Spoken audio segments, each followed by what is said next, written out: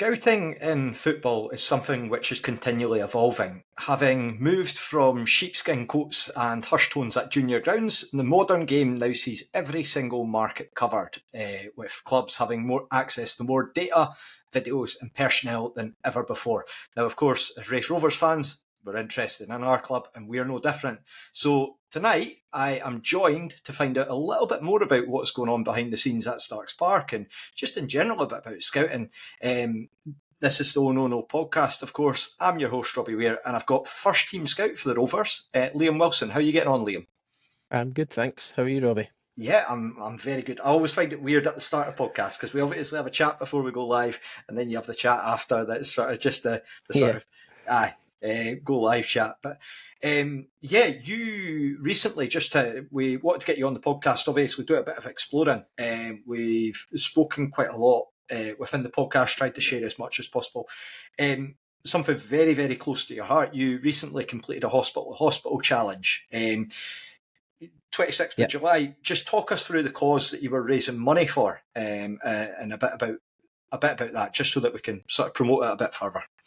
Yeah, so on the 26th of July, I walked from Forth Valley Royal Hospital in Larbert to the Edinburgh Royal Infirmary. So I done that because just over a year ago now, my son was born at 26 weeks. So he was born 14 weeks early. And we were moved from our local hospital in Larbert through to the Royal Infirmary. So myself and my wife lived there for around 8 weeks, while Ellis was getting the best possible care. So we decided pretty early on into that we wanted to give a bit back. So I thought it would be quite nice to tie in the two hospitals and to kind of do that journey on my feet, which I did regret at some points, but managed to complete it, and we've done really well. We've raised quite a lot of money, which is great. So thanks for all the help along the way as well, of course. I mean, it's the least that we can do. I'd always like to think that we'll try and help people involved with the club and Rovers fans as well, sort of try to promote good causes as supporters if we can help with that. And naturally, again, with something like this, it's something where probably you never anticipate that you'll end up in this position, but then to be able to see the good work that they're doing at these hospitals and being able to help out with that, obviously huge kudos to yourself and your wife.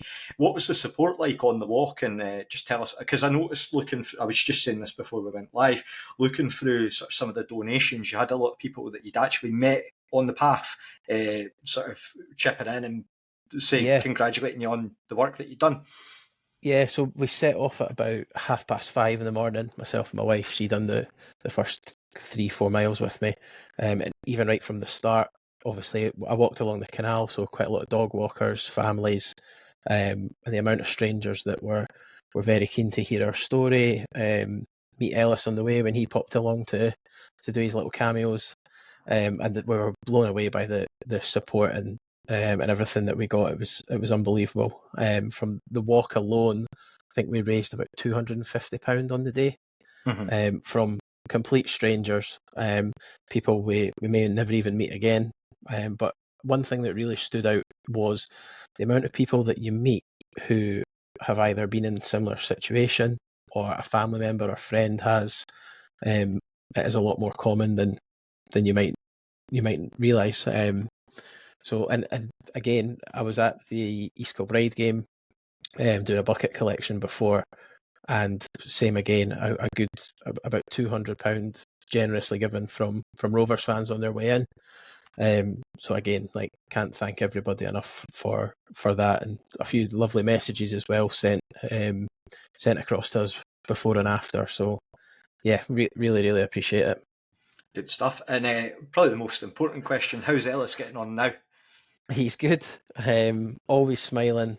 He's an absolute joy, to be honest. We've been very, very lucky. So it's just about living a normal family life, I suppose, and kind of catching up on some of the things we maybe missed early doors. But yeah, he's great. And just before you sort of did the walk and getting involved with this, what were your sort of expectations? Because I've seen that things are standing. I think it's over £6,000, is it now, that you've raised in total? Just under 7 now. Brilliant. So I aimed quite high. So the hospital are aiming to raise about £300,000 to build an area for parents like ourselves who are maybe from further away. Their children are maybe quite ill, who they need to stay over, and they need to essentially move in. So the plan is to build a big kitchen, a little bit of a living space where they can kind of chill out a little bit at night after a tough day, can cook themselves dinner, all of these things. Things that we just really take for granted at home, to give them a little bit of normal home life, essentially. So so if anything that we could do has been brilliant. So we're over the moon. Brilliant, excellent. And what I'll do is, of course, I'll make sure to, both on sort of social media and within the podcast show notes, if you're interested more, we'll make sure that there is a link there so that you can check out a bit more about the cause, a bit more information about what Liam's done. Is there a closing date for it? Do you know at all, or is it just rolling on? It just kind of rolls on. I think the donations going weekly to the charities, I think, when it's done through Just Giving. So good stuff. Yeah, thanks very much. No, that's absolutely fine. It's the least we can do. And as I say, it's a great cause. So if we can help with it, then happy to do so. Let's talk scouting. So what was your first introduction to scouting stroke data analytics? How did you first get involved? Because people within football obviously very familiar with the concept of scouts, but maybe it's not something that people are too familiar about how you actually become a scout. Yeah, so my story is maybe a little different from some others. So during lockdown, like most of us, I was a little bit fed up. So I was still working from home. I've always had a passion for football, been involved in coaching when I was younger. Done a bit of journalist work for youth football, and I was just looking to kind of get back involved and something that would interest me. So I seen a few online courses, done them over lockdown, which was great. I would recommend for anyone, even with a bit of an interest. You'll meet loads of people with the same kind of ideas. So I'd done that, and then I seen an advert at Stirling Albion looking for scouts just to go out to games at the weekend. So I took that on, and that's where I first met Bill Orr, who obviously was also at Rovers. So just kind of worked my way through it that way. So I would do opposition reports. So I would go to a game that I would go and watch opposition that Stirling Albion were due to play maybe in 2-3 weeks' time. Do a couple of reports, feed that into the manager, and then kind of took it from there. Then I would look into players as well, and then from there, that's where I would say I've shifted more to the recruitment side rather than the opposition stuff.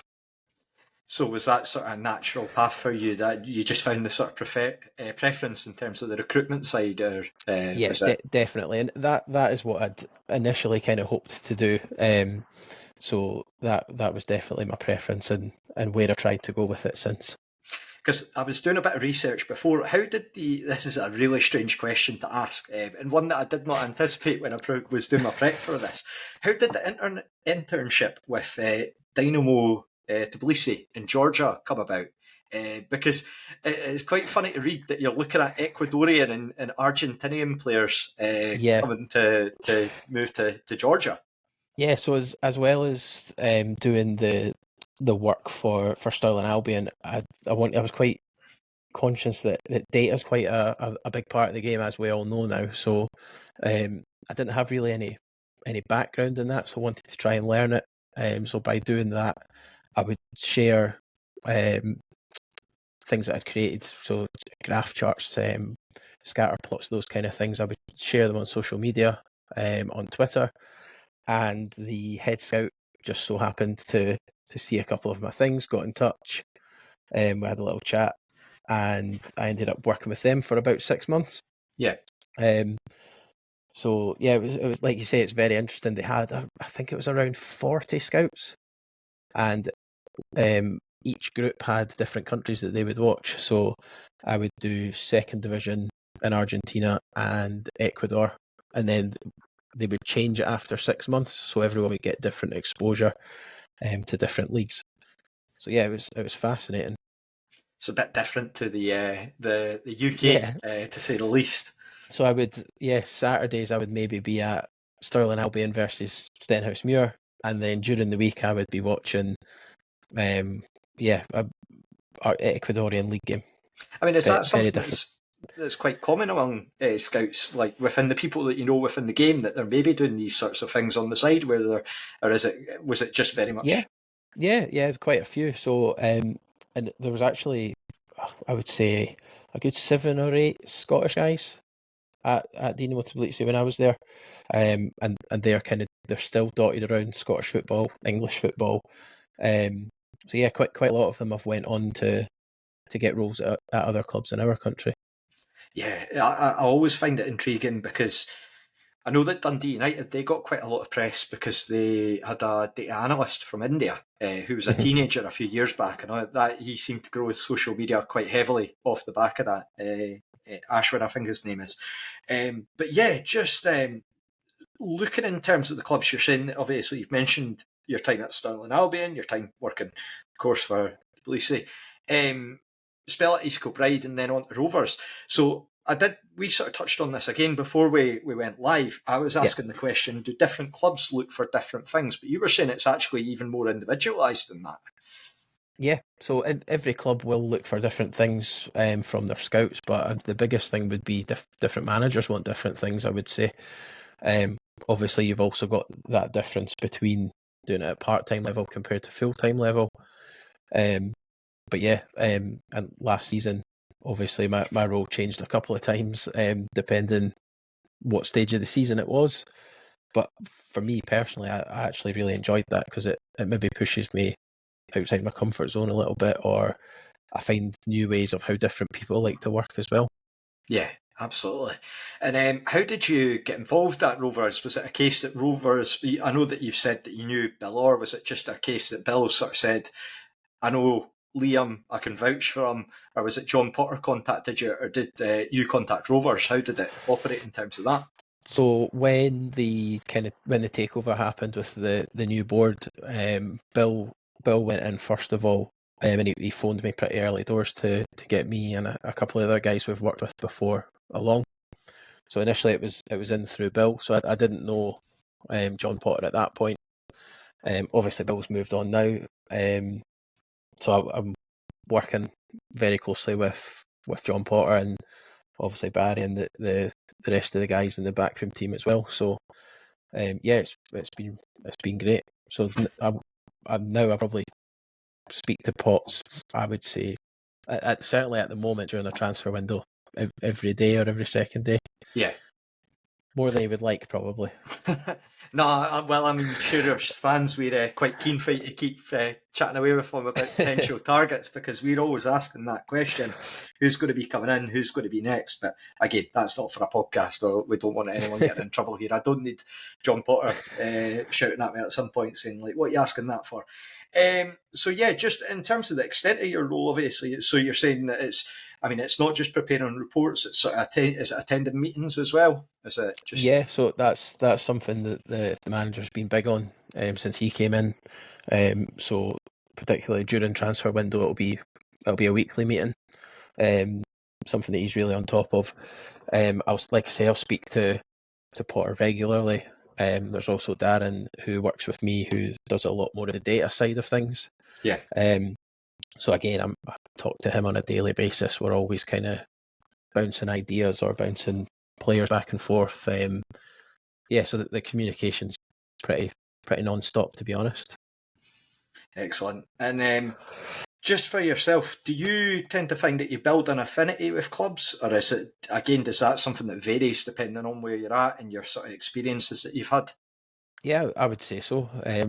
I certainly feel like I've got one at the moment with the Rovers. Ever since that first season, under Murray, I always try and get up. I think it's always important for scouts to be at the games to watch the club they work for. I think quite a lot of them, obviously, we have to be out and about doing other things. But if there's maybe like a Friday night game, for example, I would get myself up to Starks Park if I can, and then still do my game on the Saturday. I think Mhm. sometimes a lot of scouts don't do that because it's equally important to know what you've got as opposed to what you've not got. So during that season, watching Rovers up at Starks, the Dundee United game in particular, like it's impossible not to build an affinity, I think. Yeah, no, definitely. It's I think that was the type of season that just ropes people in, and naturally, I mean, our fan base, of course, grew substantially that season. You saw the crowds go Yeah, up, and I think that's had a big reason why it's had a bit of yeah. stopping power behind it. And just in terms of working with each individual manager, was there anything in particular? I guess they've all got their sort of positives that they're looking for in terms of those sort of discussions that you've had, in terms of what they're after and the way they communicate and things like that. Yeah, yeah. So obviously worked under three now. They're all very different in terms of what they would look for. Some maybe more hands-on than others. And again, you've also got some that prefer maybe the live scouting as opposed to data and vice versa. So yeah, very, very varied across the three. But I think now I feel like the team that we've got at the moment working behind the scenes are really good across all aspects. So we're in a good place. And I think you can see that as well as a fan, even looking on sort of a very basic level. Because I'm not familiar with like the behind the scenes stuff, but you look at a guy like Aidan Marsh, where he's worked with Neil Collins before. Neil Collins has been aware of him. Yeah.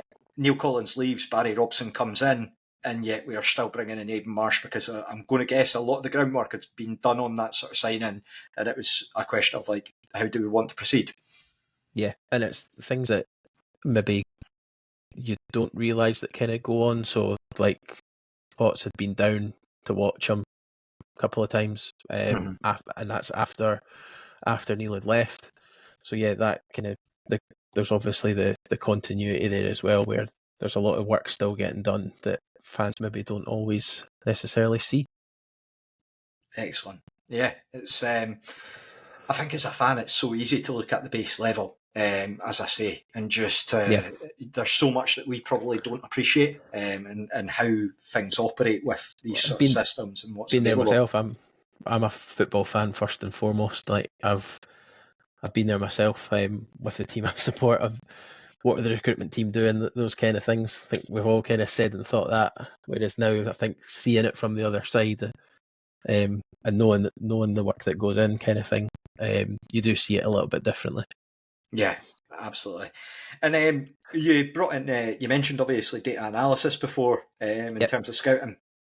So I basically put in our group chat, what's a sort of burning question that you've always wanted to ask a football scout? And one of the guys was asking, just in terms of data analysis, how's data taken and used rather than just being standalone stats? Because I feel like nowadays stats almost become sort of pillarized in terms of things like, I know it's a bit of a meme, but things like XG and stuff like that are sort of used. But how do you take the stats and the data that's going to be available and then supply that? Is it just, as you mentioned before, bringing it into sort of ways that are easy to digest, things like your charts, etc., and being able to sort of showcase what the player can actually do? Yeah, and in some cases, I would say it can also be easy to overcomplicate it sometimes. So we've got things that we would, like I say, Darren that I work with, he can build different different programs essentially to help us make more sense of the data and get more out of the data that we've got. So we'll be very specific. We've got things for what we're looking for in a certain position, that we can then run the data through, which will then fire out a score type thing. So we've also got, you might need to chop this bit out. I'm just thinking. We don't want to be giving away state secrets, or that's it. Somerset Bob's down in air nudging Graham Maffei like, you got a lot of these guys. Yeah. Well, we can leave it if we need to. No, I'm just trying to think of I don't also want to waffle nonsense. That's the main thing. No, but we've got ways that we can use the data to suit what we're looking for, essentially. It's not just a case of we pull the XG or we pull the shots on target, all of these things. We've got things built where we can use we can use the data to give us a much clearer picture for what we're looking for. And that's not anything too, it's not anything too exciting, I would say. I think quite a lot of clubs will have similar, not all. Yeah. And obviously in football, the higher up you go, the more bespoke that they'll become. Yeah, the resources will just be it's scary to think about what the top level clubs must be in particular, just the way that players are scouted.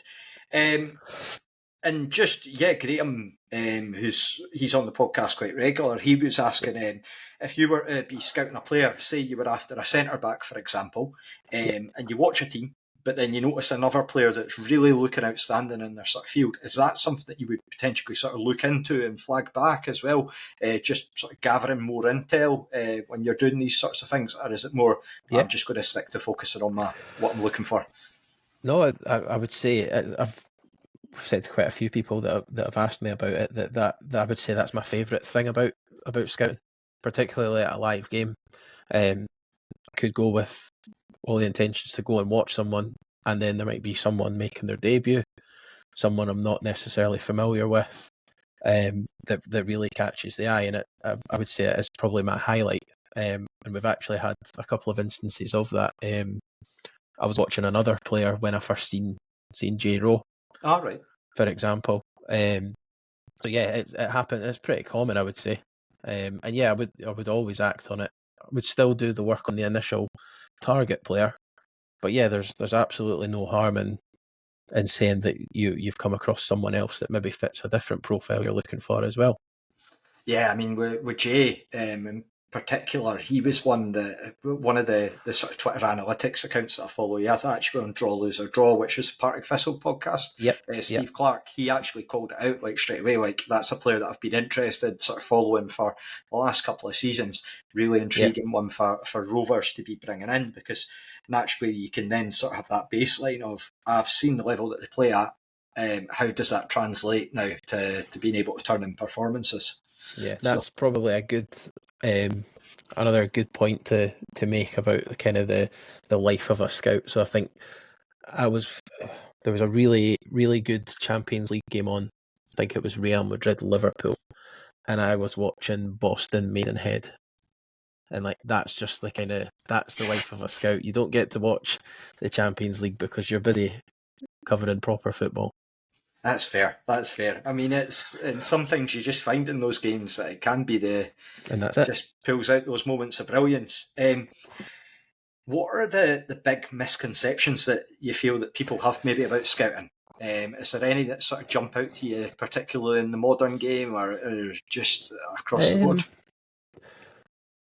In the modern game, I would say that probably the biggest misconception, bar a few teams who do it, that the data doesn't purely drive the recruitment or the decisions. It's there to help. But I would say you've only got a handful of teams that are purely data driven. You're still relying on the eye test, getting out and watching players, watching them regularly. The data will maybe paint a bit of a picture, but you're not making decisions solely on that, I wouldn't say. Yeah, it's listening to the interview that Rudy Kilgour did earlier in the summer. I thought it was very intriguing that he called out in particular that you guys will, I don't know if it's going to be you or whether it's going to be someone at the club internally, does a social media check in terms of saying what's the person's behaviour like, what are they like as a human being, and of course you want to get character references. I know that that's going to be a thing, and it will have been a thing in football for years, but just try to make sure that they are that type of person, that they're not going to be a complete wild card. Or maybe that's what you're after. Maybe you're after a bit of a maverick that's not too bothered.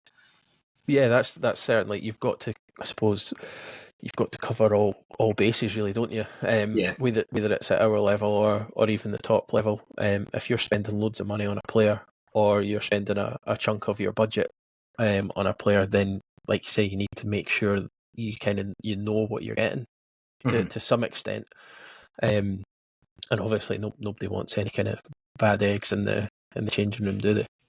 Well, that's it, and professionalism as well. I think you look at guys like of course, Jay coming up from England and Richard Chin as well. Those two, it's a big step to move up when you're a young guy. Moving up to Kirkcaldy, it's a completely unfamiliar environment, particularly for Richard Chin, who's coming up from London. So very out his comfort zone. So adapting and making sure that he's able to do that. Really big step for a young guy. Yeah, and those guys they'll do the same on the club. I've seen Jay saying, I think it was maybe in the Courier, saying that he'd spoke to Aidan Marsh because their paths had crossed at Scunthorpe. So yeah, players will do it to clubs as well. So I think it goes both ways.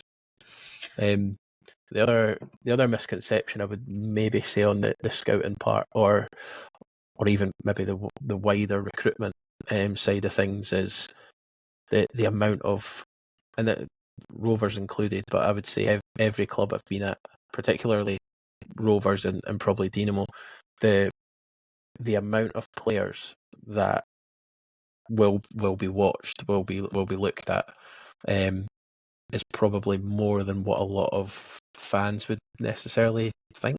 Mm-hmm. When I first got involved, I was really, really surprised by the amount of players that are watched, even if it's just spoken about. Hundreds. I think that last summer in particular was probably one. I can imagine that there's maybe a bit of internal frustration among the club, to say the least, because a lot of people are looking at sort of the signings that are getting made. And again, we bring in high caliber players in the sense of Lewis Gibson and Kai Montague are very young and talented, but then you bring in Hanlon, Stevenson, Fordyce that have got the experience. But then people are asking, why aren't we bringing in, say, a centre forward, for example? And that people don't look at the fact that we've probably got a list of centre forwards, and then you've maybe got a few that are going up to, I don't know, they're going off to a Dundee or a Ross County or a Kilmarnock or somewhere else. You've got maybe midfielders that are going elsewhere. You don't always get what you ask for, unfortunately. It's probably, I'm going to be guessing. Yeah, and I mean, just look at Newcastle this window. Like, it happens to every club. Yeah. But yeah, you're right. It is. Yeah, you can do all the. That's the thing. You can do all the prep in the world, but if the players are going to decide to go elsewhere, or you've maybe got clubs offering 3 times the money. Like, even in Newcastle's case, like, it just shows you it happens across the board, doesn't it? Yeah, well, that's a very, very good point. And I think as well, you probably get players come up that you might not expect. So I know that there's been a bit of an exodus in terms of Derry City for their Scottish players. I was reading online that apparently that was Tiernan Lynch who's basically changed it. They used to get their Saturdays off, their manager, and then a lot of the players the Scottish players have been using that to come back at the weekends. I don't know how true that is, but I'm always one to speculate anyway, Liam. So, but yeah, I mean, you might get players coming up that you don't expect, and then they come out of the blue. So yeah, it's just. I feel like looking at it from the outside, it's probably a safe statement to say that the ground's always changing for scouts and for football managers in terms of who's available in sort of situations. Duncan was asking, are there any talents that you look at and think, that's one that's got away, or any that you've noticed them before they've maybe become a more famous or recognised name? I would say there was one that I always check how he's getting on. His name's Rayan Philippe. He was playing in the Luxembourg League. All right. And he got a move to 2nd division in Germany. Done quite well last season. I think his team just avoided relegation and he scored 9 goals. And he's just moved to Hamburg for 3-4 million euros. Oof, fair play. So yeah, you do get them, and I think you speak to any scout, they've all got them. Whether it's somebody they've been watching, somebody they've maybe put a bid in for and not got. There's a few that we've looked at Rovers that, just like we just said, haven't materialised for a multitude of reasons. But yeah, it just kind of kicks you on to keep going, I think. No, I mean it's understandable. I think it's always good if you get that sort of very humble brag of being able to say, like, I knew this guy before he was famous. But yeah, it's just, I can feel your frustration in terms of that other side of it, where it's the right, we would love to get them in, but these sometimes they just don't materialise. Just with scouting in the modern times, shall we say, do you think social media is a help or a hindrance? Because you've probably got quite a lot of people involved that are maybe looking to make inroads into scouting, or obviously for yourself, it's opened up an avenue in terms of being able to do it. What are your sort of perspectives on it? I think personally, for me, I think it's only a good thing, because it's easier for me to connect with other scouts, managers, players if I needed to, than it would have been if I'd started doing this 20 years ago. Like within, even yourself, like we've sent a couple of messages back and forth. 20 years ago, I would have had to find somebody that had your number or something like that. And it's the same with scouts, agents, all of that kind of thing. So you could be looking at a player, wanting to find out about like where they fit in at their current club, are they available, and you can find that out in the same afternoon. Whereas you wouldn't have been able to do that before. Do you know what I mean? I'm going to ask you a question, and I'm not sure if you'll know them, but do you know John Greer? Yes. He's got an excellent story. If you ask him about Sheffield United, I've heard it because I watched the podcast when he was talking about it. Oh, phenomenal. Just the man of many stories, John. But it's a long shot away from that sort of being able to go to grounds, having that sort of access and these sorts of things now. But there's still obviously that sort of connected side where it's a lot of who you know can be very, very helpful in terms of being able to opportunities. Yeah, and I've found that since coming to Rovers, I would say that's something that, because I've only kind of been involved the last 5 years or so, it's something I've got a lot better at. Whereas anytime I drop John Potter a message, he either knows them or can have their number in an instant. And it's like these people are so well connected. And again, I certainly took that for granted until working with Potts. So yeah, networking is a massive part of it, I would say. And I think that's something probably as fans that, again, we don't appreciate, because I know that last season Potsy came in for a lot of flack from some of the support, like reading things like group chats, Twitter, etc., sort of saying like, what's going on here? You see him on the training pitch, he's doing that, but there's so much multifaceted like things that he does, in a sense of like he could be doing training, he'll know this person, he'll know that person. So it's something that probably flies a bit under the radar.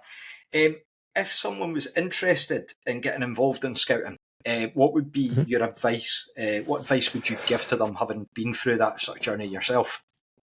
If you know someone, even if it's just like the likes of myself or someone that you've maybe seen on Twitter, X, that you know does it, drop them a message.